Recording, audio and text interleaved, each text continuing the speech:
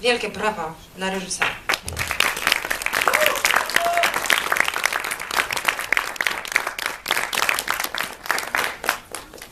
Ja będę zadawać pytania po polsku, pan będzie tłumaczył, pan będzie odpowiadał, a później pan będzie tłumaczył, więc proszę o cierpliwość.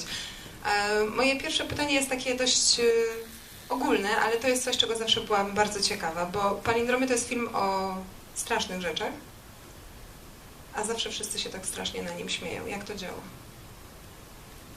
Okay, my first question is very generic, but I've always been wondering about it. Palindromes is a film about really horrible things, yet people always laugh. So how does this happen? I don't know. In some sense, I don't approach this so differently from anything I do. My sense of storytelling is always a marriage of comedy and pathos. And when I made this, I thought this was my saddest comedy. But then after I made Dark Horse, I thought maybe that was my saddest comedy. It's hard to say for sure. But how? I don't know. It's not a science. It's an expression of the way in which I see the world. Nie wiem, jak to się dzieje. Nie podchodzę do tego jakoś inaczej niż do innych rzeczy, które robię. Chyba wszystko, co robię, jest taką mieszanką tego, co komiczne i tego, co patetyczne. Myślałem, kiedy zrobiłem ten film, że to jest moja najsmutniejsza komedia, a potem zrobiłem Czarnego Konia i pomyślałem, że może Czarny Koń jest najsmutniejszy. Nie wiem do końca, jak to jest. Nie ma w tym jakiejś metody naukowej, to jest raczej po prostu wyrażenie sposobu, w jaki postrzegam świat. Chciałam zapytać o rodzinę Sunshine. Z wywiadów, których Pan udzielał, wiem, że często krytycy uważają tę rodzinę, tę konstrukcję za pewnego rodzaju szyderstwo, za kpinę, za żart z upośledzenia, za żart z religii. Zdaje się, że Pana opinia na ten temat jest inna. Chciałabym usłyszeć troszeczkę na ten temat. So I wanted to ask you about the Sunshine family, about Mama Sunshine's family. From what I know, critics have pointed out that you mock disabled people, that you mock religion. It's all that you're basically making it a big joke. So I don't really feel it's this way. So what's your opinion? Well, I don't think there's anything to mock about children with disabilities. I don't see the comedy about that. Religion, of course, is always, I think, worth a lot of mockery, but I don't know about disabled children. I think the difficulty is that it's hard for people sometimes to accept that people with disabilities can behave in a comedy and have take on roles that they would feel comfortable if they didn't have disabilities. So it's a kind of a prejudice against the disabled to say that they cannot engage an audience in this way. I mean, for me, this family is very. I think it. My first big movie experience as a child was The Sound of Music. So this is my Von Trapp family. Nie sądzę, że można kpić z upośledzonych dzieci, z ludzi niepełnosprawnych. Z religii owszem, można sobie pokpić, ale z tego tutaj wydaje mi się, że to jest, że takie podejście krytyki to jest raczej wyraz uprzedzenia, to znaczy ludziom z trudem przychodzi oglądać niepełnosprawnych w sytuacjach komicznych, bo wydaje mi się, że jest w tym coś niestosownego, że to nie są, że tacy ludzie nie powinni w takich sytuacjach brać udziału, a wydaje mi się, że tutaj chciałem nawiązać moje wielkie doświadczenie takie filmowe jako dziecko, to były dźwięki muzyki, więc to jest po prostu odpowiednik, ta rodzina Sunshine to jest odpowiednik rodziny z dźwięków muzyki właśnie, wydaje mi się w moim filmie. But I mean, I think that the movie is suffused with paradox and ambivalence and I mean, when Aviva first sees these children, this family, there's something moving and poignant as well as startling about them, because they are, in some sense, an embodiment of that child that her mother would not let her have, the child that her mother thought might be blind or missing a limb and so forth. And of course there is no higher form of motherhood than to adopt the unwanted, the dispossessed. Wydaje mi się, że mój film w ogóle jest przesycony paradoksem i ambiwalencją i kiedy Aviva przychodzi, widzi po raz pierwszy tę rodzinę, to te dzieci, one w pewnym sensie uosabiają to dziecko, którego jej matka nie pozwoliła jej mieć, to dziecko, które mogło być na przykład niewidome czy w inny sposób pośledzone, a przecież nie ma wyższej formy macierzyństwa niż właśnie przyjąć takie dziecko. Because this is very much the story of a girl who is suspended between two worlds. She comes from a family that is pro-choice, but gives her no choice, and a family that is pro-life, that kills. Tak, to jest historia dziewczyny zawieszonej zawsze między dwoma światami, bo z jednej strony zostaje wychowana w rodzinie, która jest pro-choice, czyli jest za wyborem, natomiast ta rodzina jej właśnie wyboru nie daje, a z drugiej strony przychodzi do rodziny, która jest pro-life, czyli przeciwnikami aborcji jest to rodzina, a jednocześnie oni właśnie zabijają. Ja chciałam jeszcze pociągnąć wątek rodzinny. W tym filmie mamy dwie rodziny, państwa Victor i rodzinę Sunshine. I obie te rodziny są skonstruowane w taki bardzo charakterystyczny dla Pana sposób, to znaczy na pozór idealne, kochające się, wspaniałe i kompletne. Gdzieś w środku skrywają jakąś brudną, brzydką tajemnicę, coś strasznego. Chciałam zapytać, czy mógłby Pan nam opowiedzieć trochę o tym, jak Pan widzi amerykańską rodzinę dzisiaj i jak ten pogląd przekłada się na wizerunek rodziny w Pana filmach. So, referring to the family issue again, there are two families in the film, the Victor family and the Sunshine family. And both families are similar in that superficially they're all loving people and it's all great, but underneath the surface there's always something hidden, some mystery. So how do you perceive, because in your films, your families in films, families you show are often like that, so how do you perceive the contemporary American family and how is this reflected in your work? Well, it's always hard to answer a question about how I perceive the contemporary American family because it's an abstraction, it's an idea, and I, as a filmmaker, I work from the specificity of character, and I create characters that I invest myself in, that I believe in, and that is the primary, the fundamental aim when I begin writing. Then I discover afterwards I come to Europe and everyone tells me that they like what I do because it makes them feel good that they don't live in America. Trudno tak naprawdę powiedzieć, bo współczesna rodzina czy rodzina to jest abstrakcja, to jest jakaś idea, a ja nie wychodzę od abstrakcji, ja wychodzę od konkretnych postaci, tworzę postaci i na tym się opieram. I to jest zawsze bardzo dziwne, kiedy potem jeżdżę z moim filmem, przyjeżdżam do Europy i wszyscy mi mówią, że po tym, co zobaczyli, to cieszą się, że nie mieszkają w Stanach. Mam takie pytanie. Wiem, że nie określa Pan siebie jako twórcy zaangażowanego politycznie. Takie pytania padały wielokrotnie i odpowiedź zwykle była odmowna. Natomiast trudno nie zauważyć, że w Pana filmach niezwykle obecne są bardzo współczesne i dość bezpośrednie nawiązania do danych konkretnych sytuacji społecznych, politycznych. Tak jak w tym filmie z 2004 roku mamy bojówkę antyaborcjonistyczną, która zabija lekarza, który dokonuje aborcji, a w tamtym momencie w Stanach Zjednoczonych trwała bardzo podsycana medialnie nagonka na pewnego bardzo znanego lekarza aborcjonistę, która skończyła się w 2009 roku jego zabójstwem w kościele.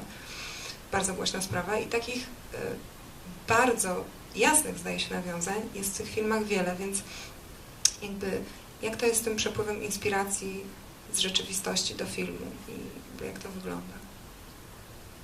So, as far as I know, you yourself don't define yourself as politically involved, because people keep asking you these questions and you reply, no, I'm not politically involved. But in your films, actually one can see the impact of certain social, political, current issues, current affairs.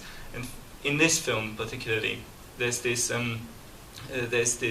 pro-life militant group that goes out to kill the doctor who performs abortions. And actually the film was made in 2004, and at that time a witch hunt was going on against a well-known abortionist, and eventually he was killed in a church in 2009.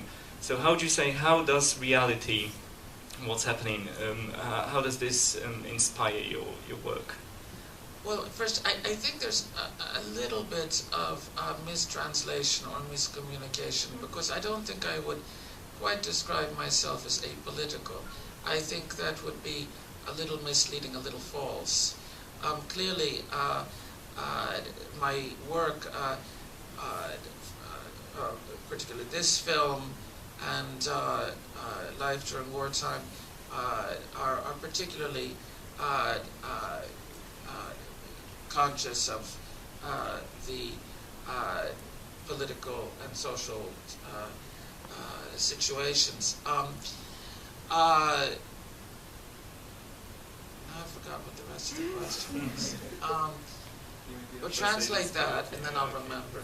Może nastąpiło jakieś zaburzenie w komunikacji, czy jakiś błąd w przekładzie, natomiast no, nie określiłbym siebie jako człowieka apolitycznego w tym, co robię. Na pewno ten film i film Życie z wojną w tle to są filmy, w których te społeczne aspekty, czy ta rzeczywistość polityczna miały odzwierciedlenie.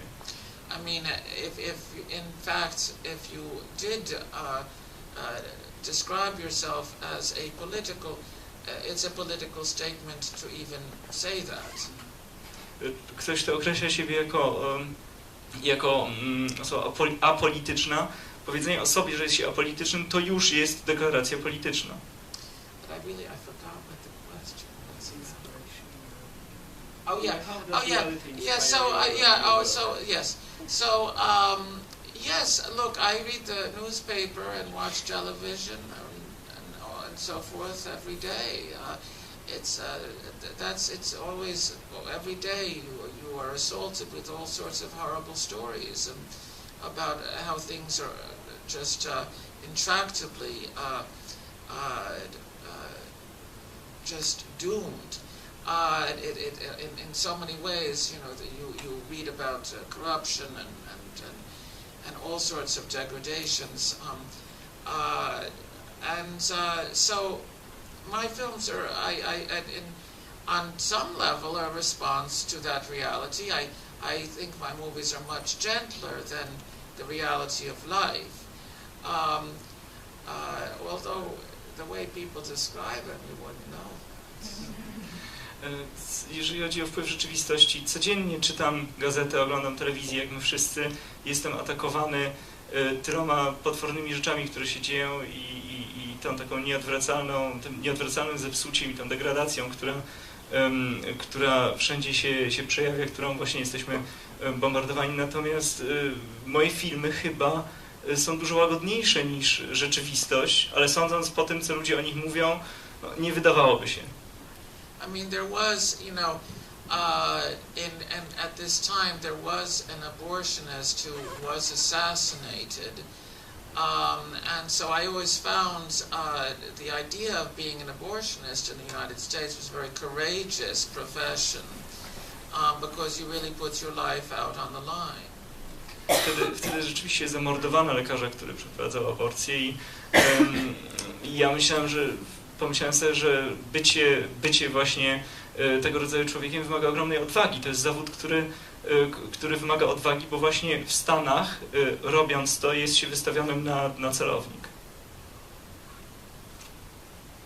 Dla odmiany ja chciałam pociągnąć wątek łagodności i chciałam, żeby powiedział nam Pan troszeczkę o muzyce. Wiem, że przynajmniej jeden z utworów do filmu skomponował kompozytor, z którym współpracował Pan też nad innymi projektami. Muzyka zawsze w Pana filmach odgrywa bardzo ważną rolę. Tutaj jest pewnego rodzaju kontrapunktem i sprawia, że ta opowieść rzeczywiście staje się pewnego rodzaju baśnią.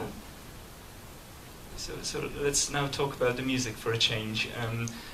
You've mentioned, well, you've said the composer wrote the music that you worked with on many other films, and the music actually becomes a sort of counterpoint in this film and makes it a fable. Well, I think you know, this is there's the score music that was very much inspired by the music Andre Previn had written for Rosemary's Baby, and I wanted something to evoke that quality, and so Nathan Larson composed that sound, that music. I'd worked with him on storytelling, and he did something, a little thing he did for me on Dark Horse as well. He's married to Nina Persson from the Cardigans. That's and they collaborated together. And the songs, the Jesus songs, you know, that the sound at the time was very Britney Spears, and so that was the kind of spirit that and the style that I think it would make sense for this family. Nathan Larson, który napisał muzykę, zresztą prywatnie mąż Niny Persson z zespołu Cardigans, która też z nim współpracowała. Z nim współpracowałem przy filmie Opowiadanie i potem też napisał co nieco do Czarnego Konia.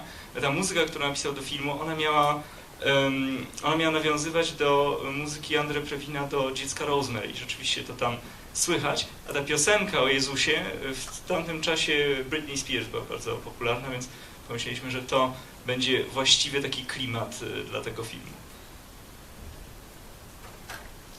Ja myślę, że czas na pytania z publiczności. Ręce w górę. Nie wierzę, że nikt... O, proszę. Testujemy kabel. Hi. It's kind of hard to restrain myself to just one question, but I'm going to try. So yesterday I watched Welcome to the Dollhouse again for the, I think, third time, and I really paid attention to the form and how all of the characters kind of fight over the space they're in, and they kind of identify themselves with the space, like who's in the room and who controls the garden. And here, the space is very open, they wander around, and still they can't establish their identity in relation to it. And I was wondering what draws you to the issue of establishing identity and failing to do so, especially in relation to the American dream and personal development. Trudno mi tu ograniczyć się do jednego pytania. Oglądałem wczoraj Witaj w domu lalek po raz chyba trzeci i zwróciłem uwagę na formę, na to, jak tam bardzo postaci walczą o przestrzeń, o kontrolę nad przestrzenią, czy nad ogrodem, czy nad pokojem.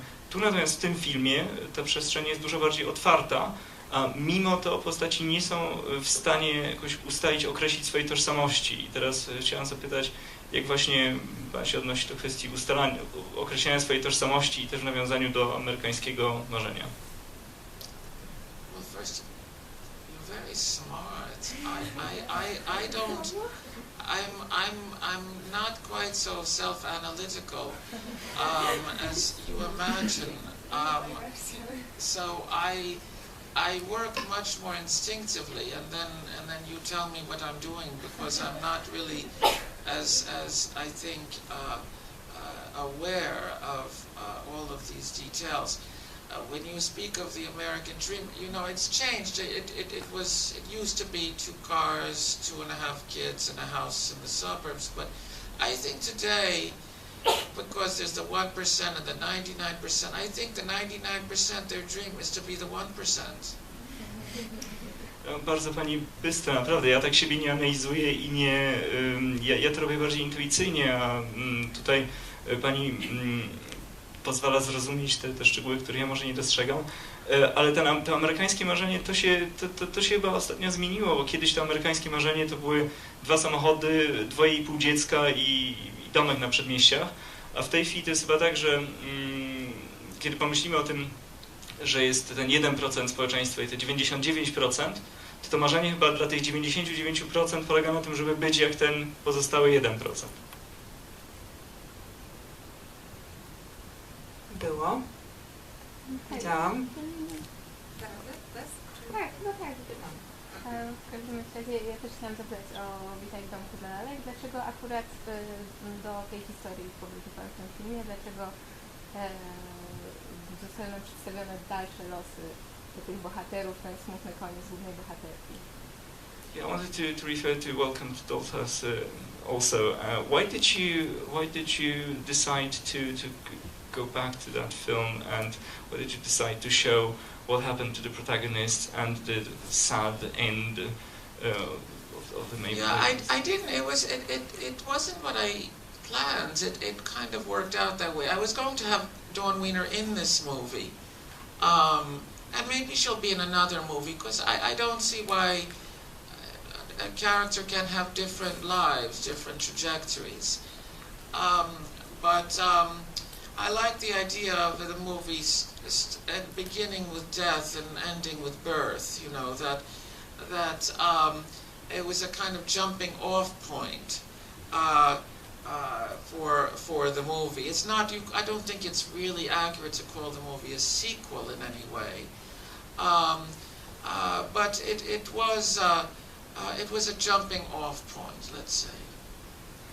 Chciałem pokazać Dawn Wiener w tym filmie i może przedstawię jej losy, może będzie bohaterką jeszcze jakiegoś kolejnego filmu. Nie widzę, dlaczego bohaterowie by nie mieli też innych rzeczy, czy ich życia nie miałyby się toczyć innymi kolejami. Ale interesuje mnie zaczynanie od śmierci, żeby dojść do narodzin. I ta historia Dawn to była taka trampolina, to był taki punkt zaczepienia, od którego wyszedł ten film, tak to traktowałem. The truth is, I did want Dawn Wiener in the movie, but she didn't want to be in the movie.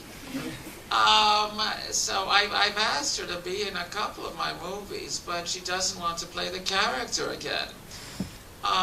And so I took care of her. A tak naprawdę to ja chciałem, żeby Dawn Wiener była w tym filmie i prosiłem ją, żeby zagrała, zresztą nie tylko w tym filmie, ona po prostu nie chciała tej postaci grać, no to musiałem jakoś tu ją załatwić.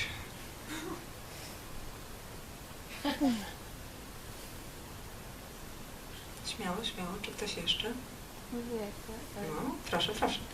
Chciałam też zapytać o casting do roli. Ale my nie słyszymy pytania, jednak Powtórzymy. Pytanie jest o casting do roli Awiwy. Dlaczego akurat te aktorki ją grały i czy na przykład miał Pan jakiś wzorce już i do nich dobierał, czy właśnie ze względu na to, kto przyszedł na casting potem... Pytanie jest o rolę Awiwy, o casting i czy te aktorki i aktorzy, którzy grają tę rolę, byli dobierani według jakiegoś wzorca, czy pojawiali się i tak to wyszło, tak? Dobrze rozumiem? So the question is about the auditions for the part of Aviva. Was there a kind of model, and you selected the actors and actresses based on some model, or did you just sort of take them on as they came on? No, I knew I wanted physically I wanted all different types, ethnicities and so forth, and sexes.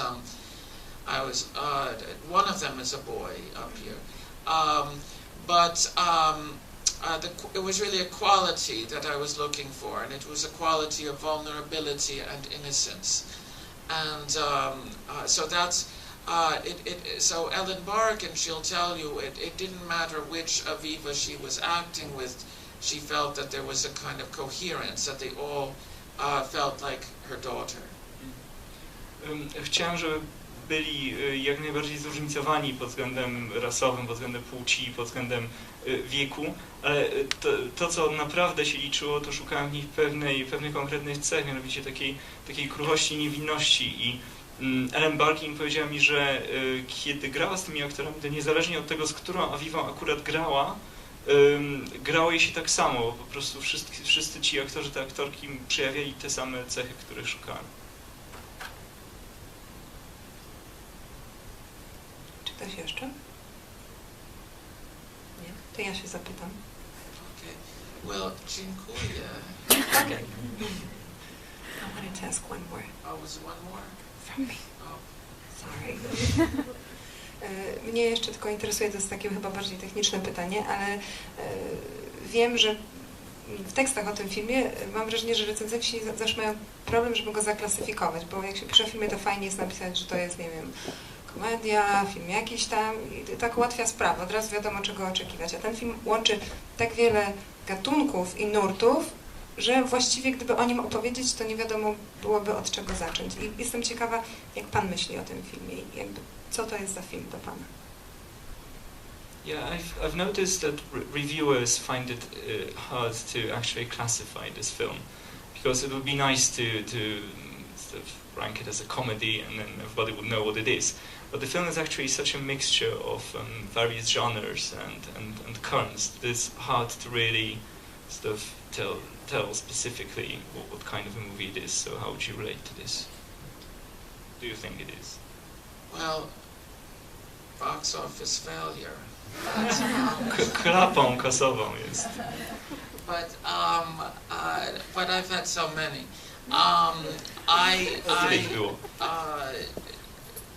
To me, it's a sad comedy, like all of my films. In some sense, they're just different degrees of how sad. It's all a balance between the pathos and the comedy, and I'm always moved by Aviva, moved by all the Sunshine Singer children. They're all beautiful, wonderful children, and by even Ellen Barkin's character, who knows she sees she has failed at the critical moment. You know, it's easy to, in some sense, be a very progressive-minded person. And sign the right petitions and vote for the right president and always show up supporting the right causes. But when a crisis assaults you unexpectedly, your daughter is 12 years old and pregnant, it is a kind of impossible dilemma. What do you do? And so I do feel for her. I think she recognizes that she made a terrible mistake. I happen to be of the mind that it's a terrible crime to force anyone, even a child, to have an abortion. It really and so it's one thing to talk the talk, but as they say in English, it's another to walk the walk. To jest po prostu smutna komedia, tak jak wszystkie chyba moje filmy. Może są różne stopnie tego smutku i różnie się równoważy ten patos i komedia. Mnie moje postaci wszystkie niezmiennie wzruszają, zarówno Aviva, jak i te dzieci roztańczone też są niezmiernie wzruszające i wzrusza mnie też bardzo postać grana przez Ellen Barkin. Bardzo też z nią empatyzuję, bo to jest